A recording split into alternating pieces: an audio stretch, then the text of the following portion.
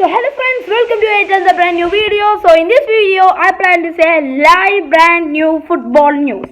So yes guys, we all know that Euro 2020 quarterfinals are finished and dusted, and then Italy will be facing the Spain in the first semi-final, whereas Denmark, a strong Denmark side, will be facing another strong England side in the second semi-final. Italy defeated a strong Belgium team in the quarterfinals to reach into the semi-final, whereas Spain defeated Switzerland in a thrilling penalty shootout victory to come to the semi-finals. Whereas in the second semi-final, Denmark, a strong Denmark team in a close competition, defeated Czech Republic 2-1 to seal the first spot in the second semi-final. Whereas England hammered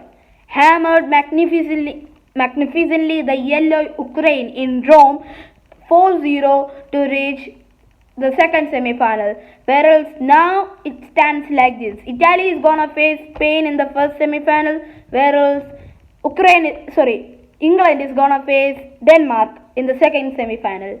But now I'm not gonna talk about these four teams. I'm gonna talk about rather the first ranked team in FIFA, and as you all know, Belgium.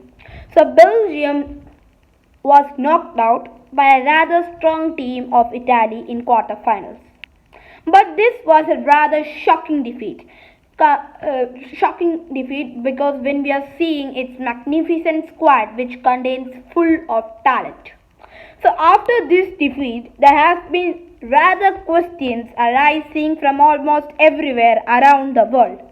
Has the chance gone for Belgium's golden generation? Belgium, just like I said before, they are rated as the number one team in the world and have a squad that is overflowing in aggressive and talent, which is why many believed Belgium could go all the way for Euro 2020 glory, having comfortably come top of their group without really breaking a sweat, and with many feelings a lot more would come from them. They were sent packing by Italy in the quarterfinal, and truth be told, they flattered to deceive somewhat in the tournament.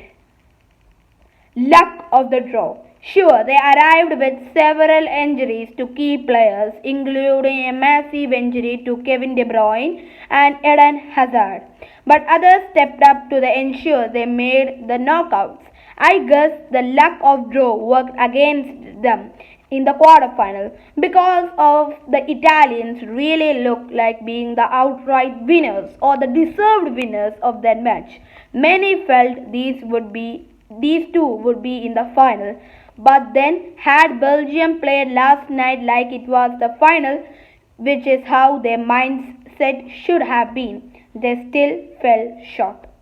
Now you have to begin to wonder if the chance has gone for their golden generation to leave their mark on the international stage. If this is true, then this is not the first time that a FIFA World Cup team is missing a World Cup trophy or a major tournament trophy.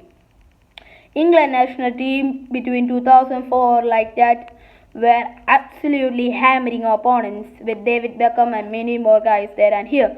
But unfortunately, they just couldn't leave a mark in the most important stages of football, FIFA World Cup.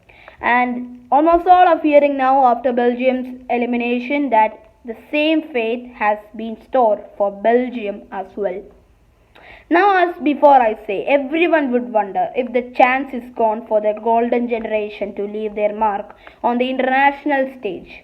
With the wealth of riches available to coach Roberto Martinez, it feels like an unsatisfactory end to the tournament, and questions are being arised and have been asked whether or not several of high-profile stars will be in the squad for the 2022 World Cup in Qatar, which is just a 1.5 year from us now.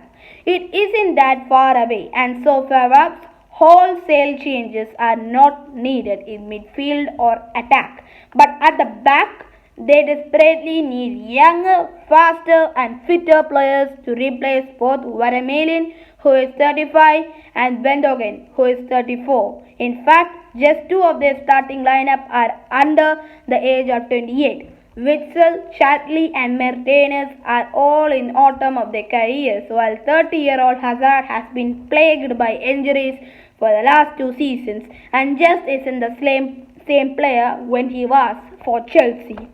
Is this it? No.